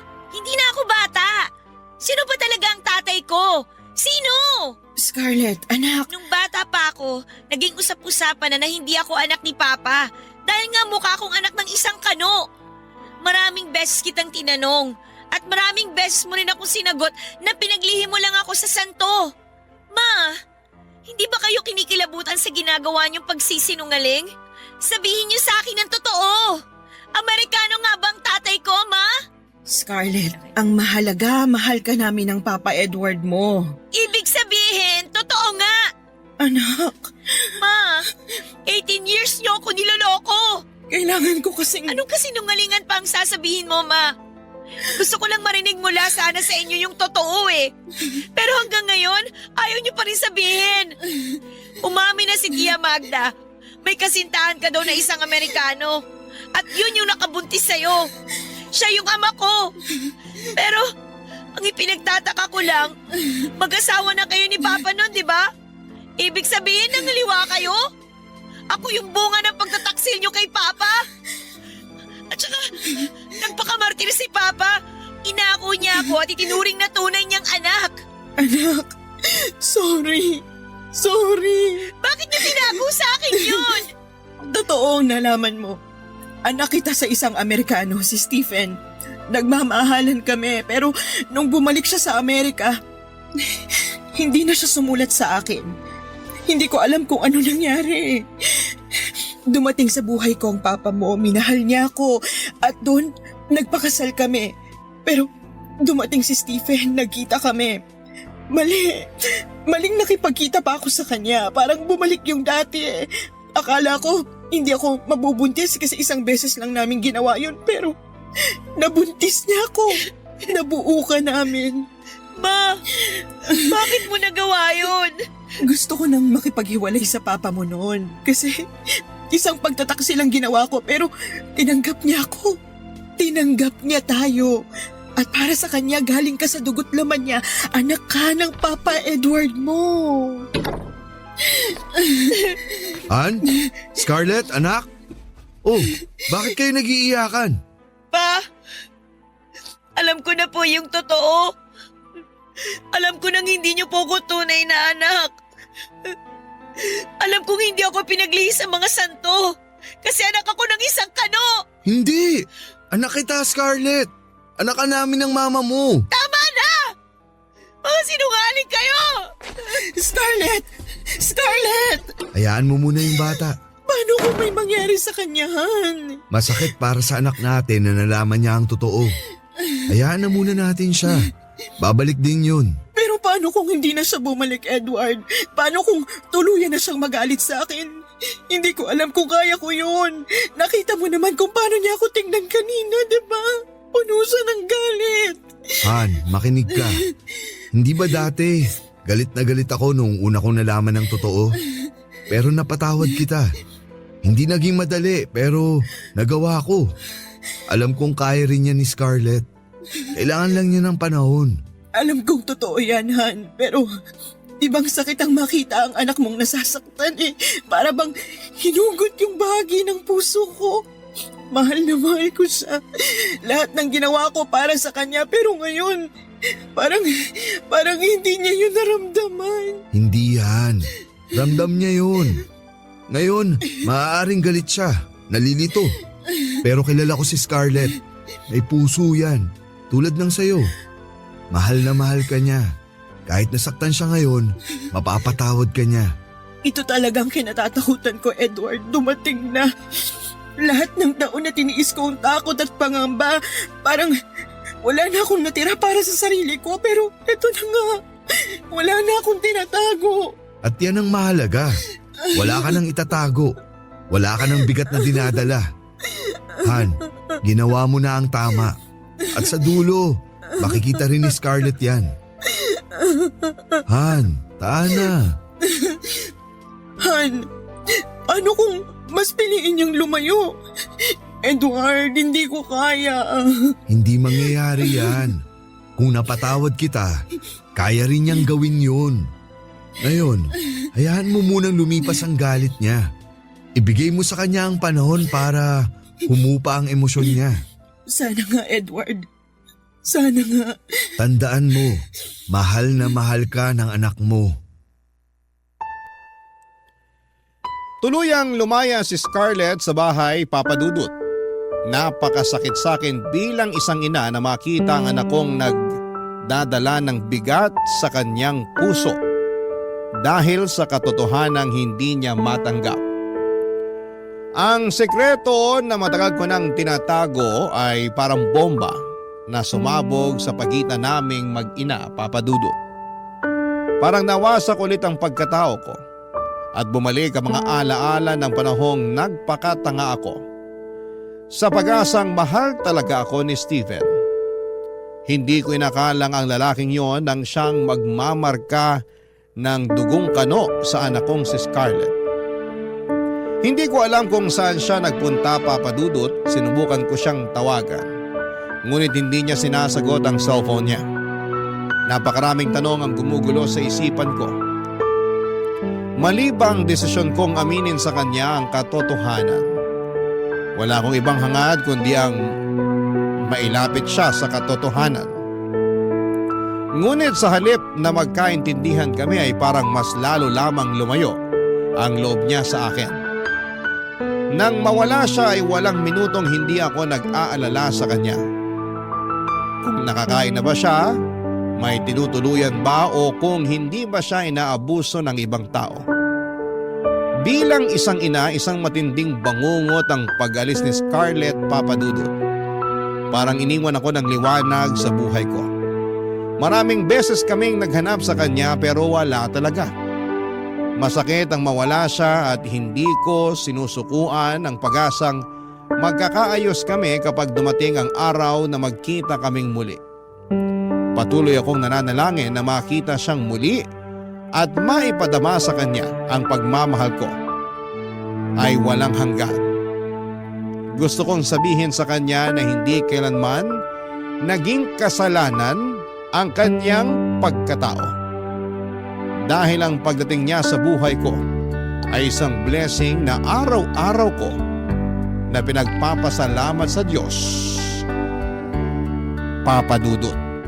Barangay Love Stories. Barangay Love Stories. Papa Dudut, 3 taon akong walang balita sa nag-iisang anak kong babae. Napakasakit nang bigla na lang siyang lumayo. 3 taon ako nagtiis at tinatanong ang sarili, nasaan na kaya siya? Kumakain kaya siya ng maayos? May sakit ba siya? Pero walang sagot, Papa Dudut. Walang sagot. Ni Hani Ho ay wala akong nahagilap. Hinahanap ko siya sa mga kaibigan niya pero kahit sila ay hindi rin po alam kung nasaan na siya. Parang nawala na ako ng bahagi ng buhay ko na hindi ko alam kung kailan babalik. Hanggang isang araw, Papa Dudut, ay bigla siyang bumalik at nakita ko siya sa pintuan ng bahay namin. Dala ang isang maliit na bag. Agad akong lumapit sa kanya pero may napansin akong kakaiba sa kanya. Hindi lang siya umuwi, Papa Dudut, sapagkat buntis siya. Ang dami kong gustong itanong sa kanya pero hindi ko magawa dahil sa takot kong baka muli siyang mawala. Niyakap ko na lamang siya ng mahigpit at pansin ang takot at hiya sa mga mata niya. Kaya sabi ko sa kanya na kahit na anong mangyari, anak ko pa rin siya at mahal na mahal ko siya. Pero hindi ko maiwasang magtanong. Ano kaya mga pinagdaanan niya sa 3 taon na nawala siya? Sino ang ama ng dinadala niya? At bakit hindi niya man lang ako sinabihan, Papa Dudut?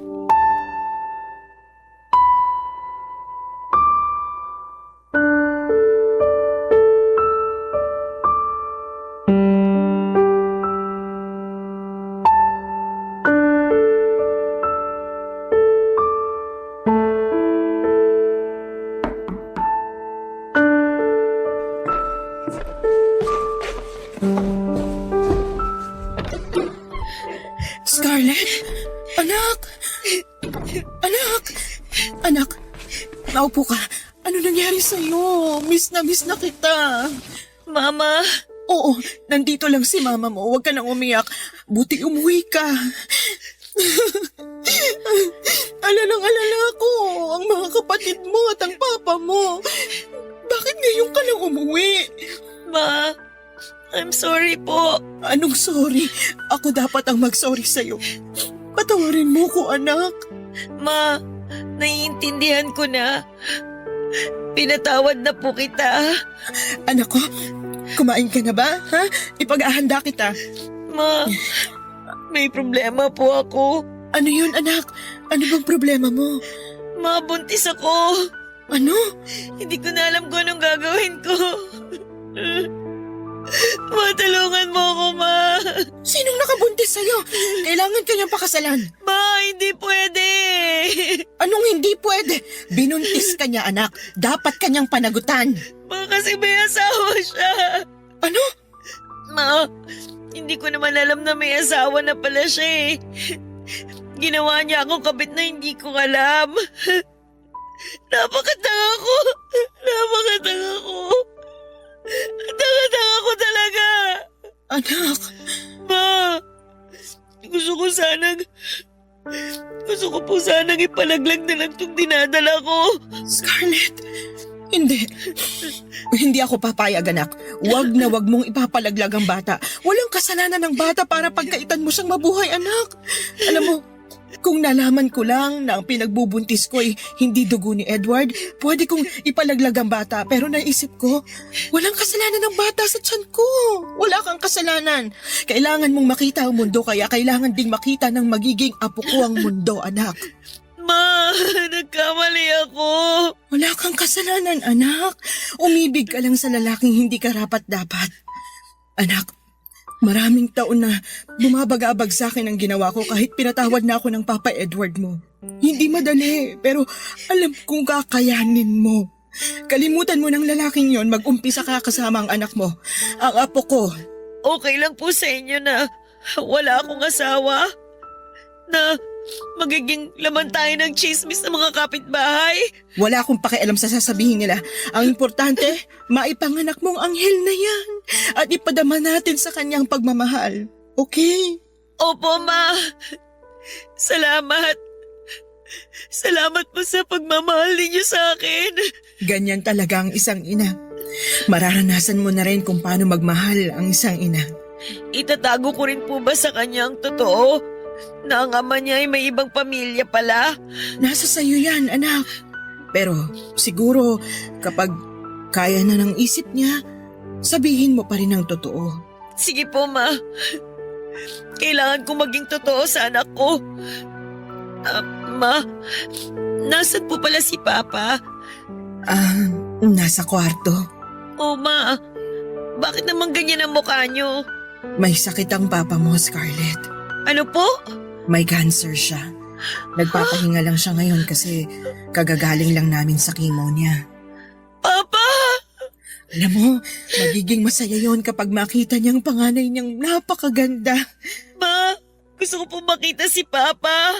Halika, sigurado akong masusurprise yon kasi nandito ka na.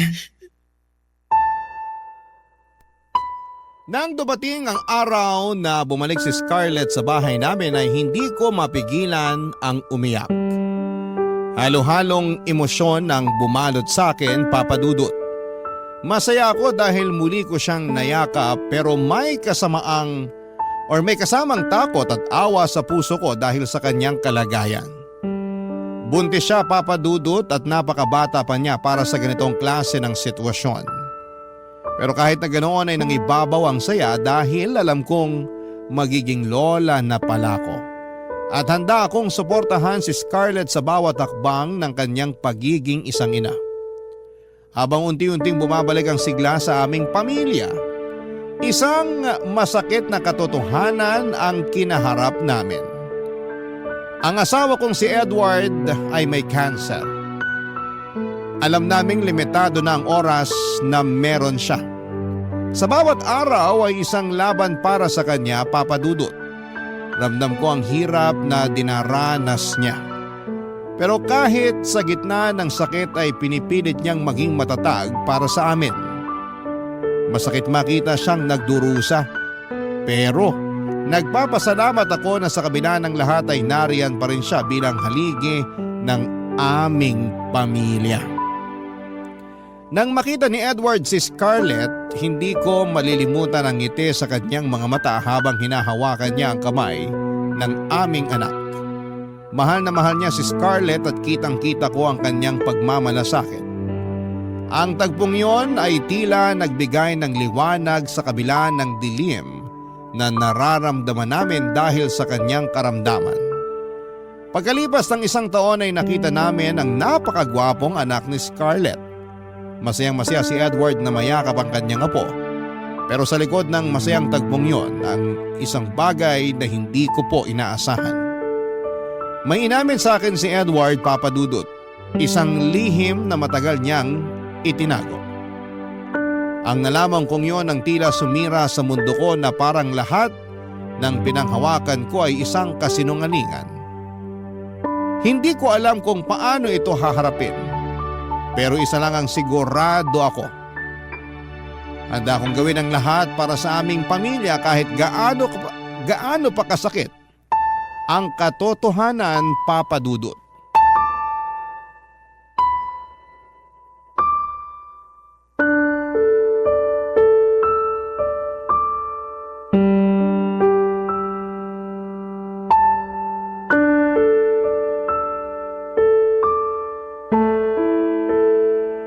Han, Han, huwag ka nang magsalita. Kailangan mong magpahinga para mapadali ang paggaling mo. sa palagay ko, hindi na ako gagaling. Huwag kang magsalita ng ganyan. Magkakaapo ka pa. Dapat makarga mo pa sila. Parang hindi ko na kaya yun. Hindi ko na siguro makikita ang magiging apo ko sa kanila. Pwede bang hindi? Kaya mo pa. Masaya na ako na makitang muli si Scarlett.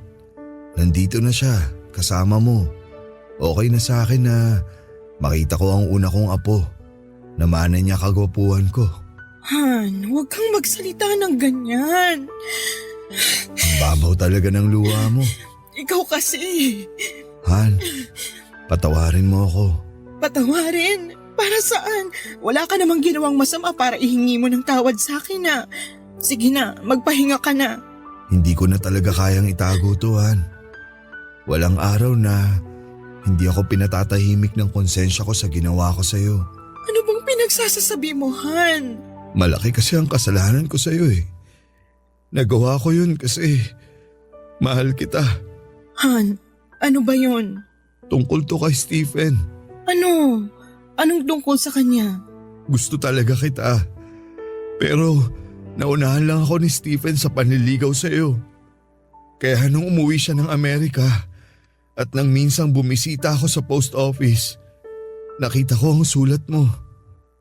Han, may ginawa ako sa sulat mo. Sorry. Han, anong ginawa mo? Kinuntsaba ko ang kaibigan ko sa post office. Sabi ko, wag na wag niyang ipadala ang sulat mo. At kung may darating mang sulat mula kay Stephen, hindi niya ito ibibigay sa'yo. Ano? Mahal ka ni Stephen. Ginawa ko siyang masama sa iyong mga mata. I'm sorry. Han, bakit? Nagawa ko ang lahat kasi nga mahal kita. Naging madamot ako. Ayaw kitang maging masaya sa kanya. Gusto ko lang na mapasa akin ka. Kaya noong nalaman ko nagkaanak kayo, alam kong dahil yun sa hindi pa rin nawala ang pagmamahalan yung dalawa. Nakokonsensya ako sa araw-araw sa ginawa ko. Tuwing nakikita ko si Scarlett, naalala ko ang ginawa kong pagtutol sa ugnahan yun ni Stephen. Pero minahal ko si Scarlett na parang tunay kong anak. Hindi ako nagsisinungaling sa pagmamahal at pagtanggap sa kanya. Para sa akin, anak ko si Scarlett. Lahat ng sulat mo at ang sulat ni Stephen. I'm sorry, Ann. Lahat daw yun pagkatapos ko mabasa. Sinusunog ko. Han, Sana mapatawad mo ako. Alam kong hindi mo ako madaling mapapatawad dahil sa ginawa ko. Pero Ann, mahal na mahal kita. sandali lang. Ang sakit sa dibdib. Parang hindi ako makahinga.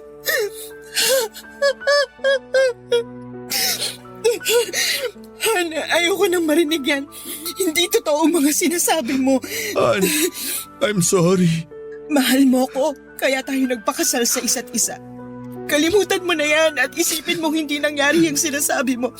Sa pagkakaalam ko, sa naging buhay ko kasama ka at ang mga anak natin, naging mabuti kang asawa sa akin. Naging mabuti kang ama sa mga anak natin. Yun lang ang katotohanan na gusto kong marinig. Tinaguyod mo ang pamilya natin ng maayos. Dugot pawis. Hindi man naging perpekto ang pagsasama natin pero alam natin na mahal natin ang isa't isa. May mga pagkakamali tayo. Malaki din ang pagkakamali ko pero kinalimutan mo. Kaya ayokong isipin na nangyari ang sinasabi mo sa akin. Pwede ba? Ma? Pa? Oh, bakit nag-iiyakan kayo? Naaalala lang namin kung paano kami unang naging kami. Alam mo naman. Hay nako, kayo talaga? Nasaan ang apo ko? Nasa kwarto po. Pinatulog ko po muna. Pwede mo bang dalhin dito ang apo ko? Oo naman pa. Scarlett, anak. Mahal na mahal kita at ang anak mo. Pa, mahal na mahal ko rin po kayo. Pakis nga po ako sa papa kong pogi. Mwah! Pagaling ka na kasi pa, para mas lalo kang pumogi. Sandali pa, kunin ko lang si baby. Balik agad ako dito. Salamat, anak.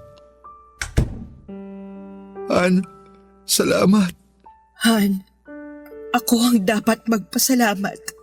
Salamat sa pagmamahal mo. Mahal na mahal kita. Papadudot, isang masakit na katotohanan ng narinig ko kay Edward at hindi ko kailanman inakala na darating ang araw na malalaman ko na naging faithful pala si Stephen sa akin. Na mahal niya talaga ako at yung huling pagkikita namin, yung paano namin binuo si Scarlett ay puno ng pagmamahalan. Nang aminin ni Edward sa akin ang isang lihim na matagal niyang itinago ay parang sumabog ang lahat ng paniniwala ko sa kanya. Masakit, Papadudot, sobrang sakit na halos hindi ko na alam kung paano ko haharapin ang kinabukasan.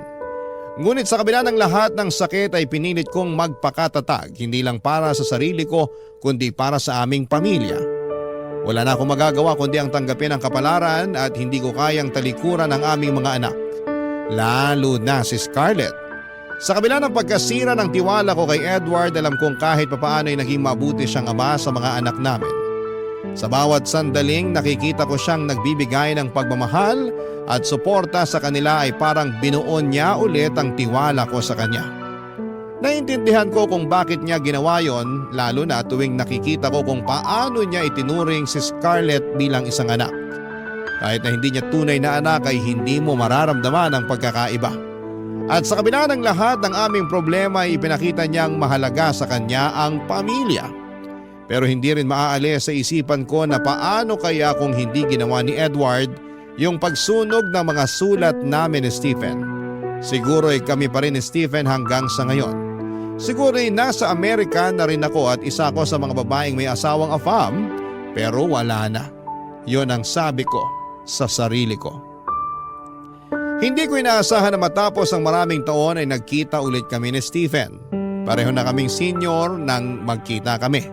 Nakausap kasi siya ni Scarlett, may sarili na siyang pamilya. Sa aming pagkikita ay parang walang nagbago. Maliban na lamang sa edad at itsura namin. Matatanda na kami at hindi na niya nakita pa si Edward dahil namatay na ito. At hindi ko na rin sinabi sa kanya ang ginawa ni Edward sa mga sulat namin. Hindi man kami nagkatuluyan ay malaking bagay na rin na nagkaroon kami ng anak. Binigyan niya ako ng isang dugong afam na anak. Ang inyong forever kapuso at kabarangay, Dessa.